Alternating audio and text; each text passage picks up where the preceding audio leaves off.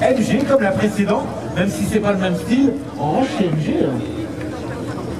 Ah, je remarque que c'est pas facile de sortir et de rentrer.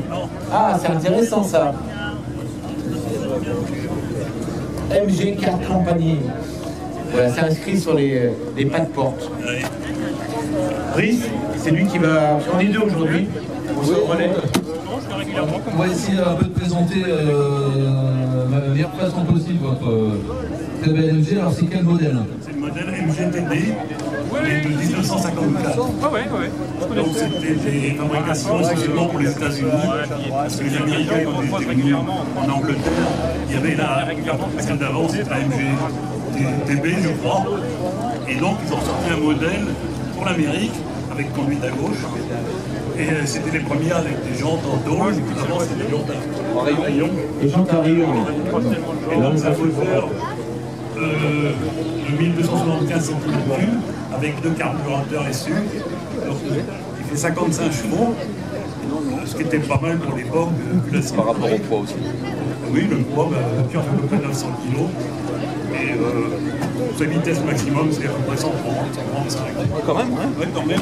Et c'était la première avec des roues avant indépendantes. Et les autres, c'était des sur-rigides de l'avant aussi. Et c'est une boîte 4 vitesses. Et vous la possédez depuis combien de temps? Voilà, ça fait 12 ans à peu près. 12 ans.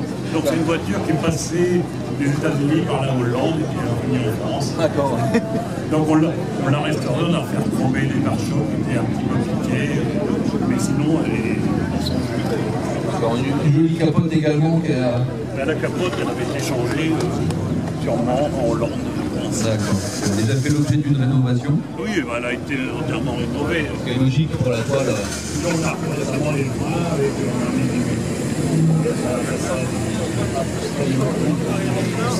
silicone, voilà. Oui. Prenez le micro peut-être pour parler plus. On fait ce qu'il y a savoir d'autre. Il y a pas possibilité de voir le moteur? Oui, de montrer ça. Merci.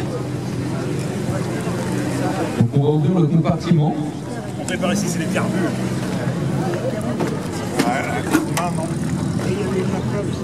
Alors, le mécanisme est toujours très sympa à l'ouverture, hein, sur les voitures anciennes et anglaises. Donc c'est deux carbures SU,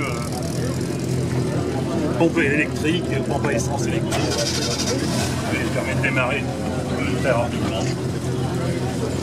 Donc vous en avez un usage quotidien, loisir, week-end? Non, c'est des loisirs simplement.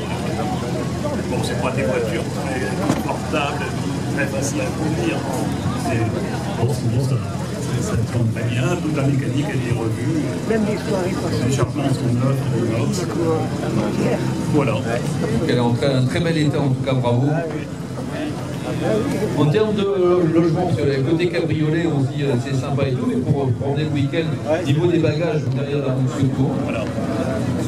on dit une capacité de combien à peu près sur ce véhicule-là? Le réservoir, oui, à peu près 70 litres. 70 litres, quand même. Et ça fait à peu près 10 litres au 100. D'accord. Donc 70 litres, Ça laisse une belle. ça laisse une belle autonomie quand même. C'est vrai que c'est original hein, d'avoir le réservoir séparé comme ça, apparent. Tu sais, les réservoirs sont cachés. Là, le réservoir, il est apparent, on le voit, il est peint.